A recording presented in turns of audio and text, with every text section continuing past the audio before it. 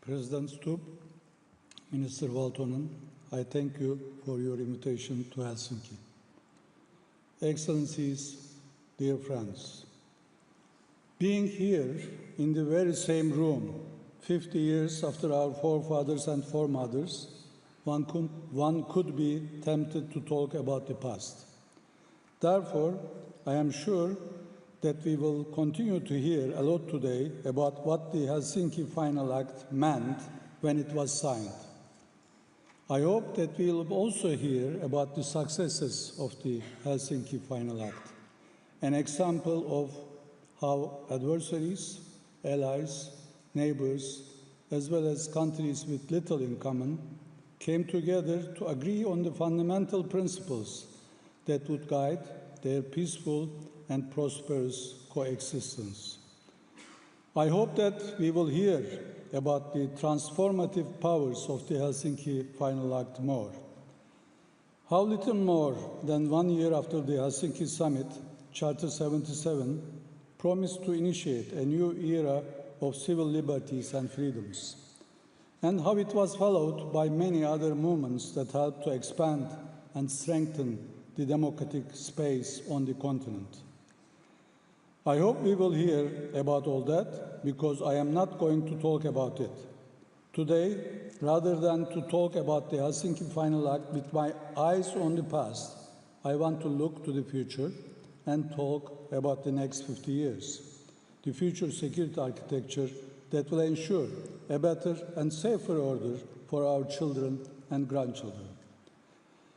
Together we are navigating through an increasingly difficult and uncertain period. Our collective security architecture, which our founding fathers and mothers built over decades of hard work, with sometimes a high cost, is in shambles before us. The current state of our fundamental norms and principles is the biggest challenge in front of us today. Once rules do not matter to some, they won't matter for anyone, and that becomes a problem for everyone. This cannot be the new normal. Therefore, when it comes to principles, they should be applied to everyone, inside and outside of the OSCE region, period.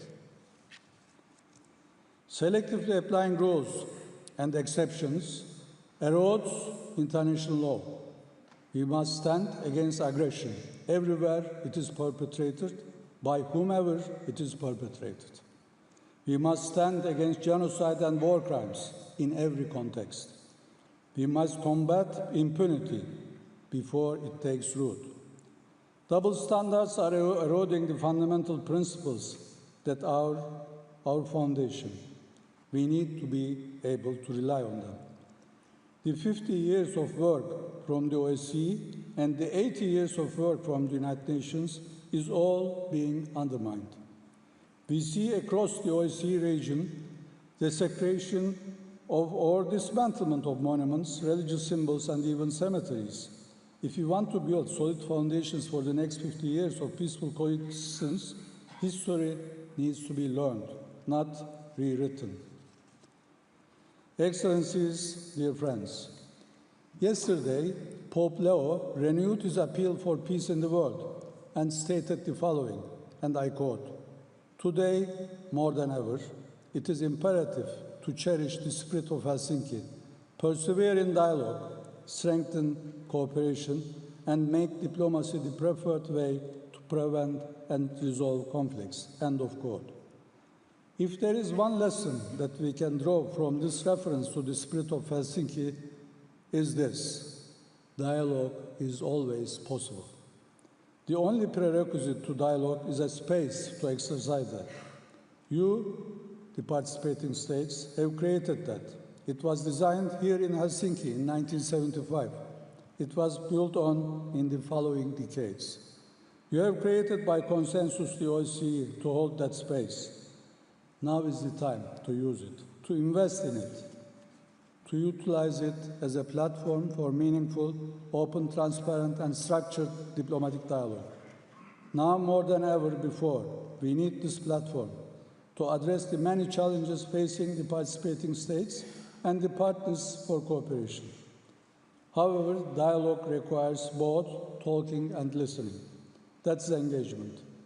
It is unfortunate that today there appears to be very little appetite for engagement. Yes, people are speaking, but talking past each other or talking across each other is not the same as speaking with each other. If you want a real conversation, you have to listen and hear each other as well. That's why it is high time to return to the meaningful, respectful engagement envisaged by our forefathers and foremothers here 50 years ago. Let us recall that this organization was born at a time when the threat of mutually assured destruction was at the fore of everyone's mind.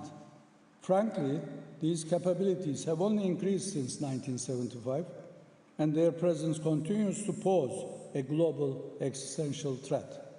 Therefore, to use a reference to them as a threat is unacceptable.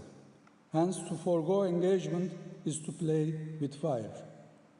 Security cannot and will never be guaranteed by military deterrence alone, because military deterrence alone can lead to an arms race and be destabilizing.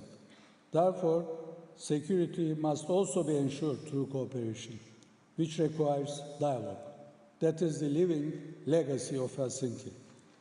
Excellencies, dear friends, this anniversary should serve as a brief reflection moment, a moment to pause before we reach the precipice and redirect our course towards building a new security architecture that will once again serve us all.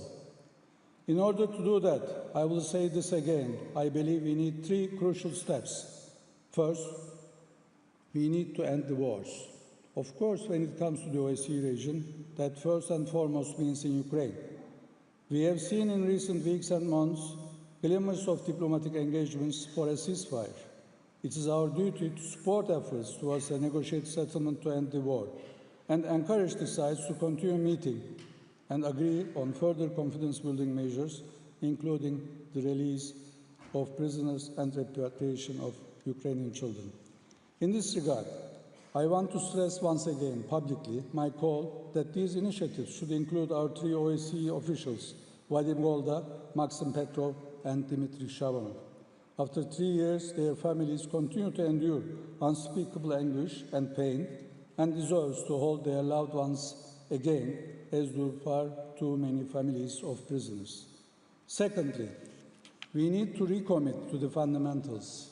Our shared Helsinki principles must continue to live and guide us through these difficult times.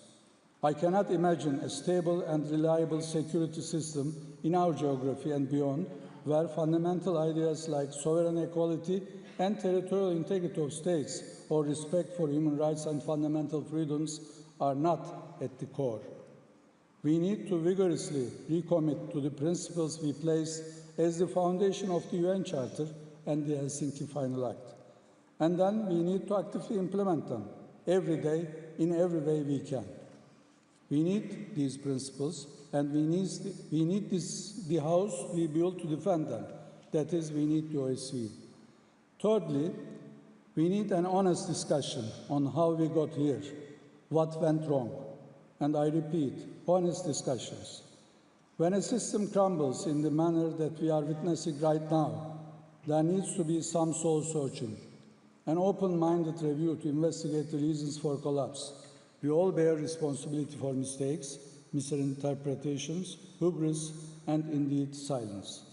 A meaningful security discussion will need to include an honest assessment of what we did wrong, what we condoned, which should not have, and what we underestimated. We need to go through that together and listen to each other.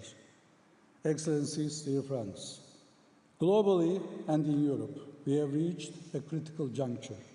The choices we make in the coming weeks and months will determine what the world of our future generations will look like. 50 years ago, despite our differences and our conflicting interests, we came together and found a common ground.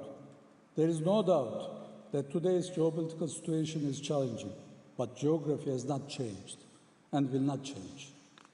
50 years ago, there was a recognition of what was needed, a security platform for mutual accountability, dialogue, and collective action in Europe. We still need that today. And mark my words, we will need it for the next 50 years. This platform is the OSCE. Let us make full use of it. The alternative would be an affront to the men and women who made history in this very room 50 years ago. The alternative would be an affront to the women and men who will stand in this room 50 years from now. I thank you.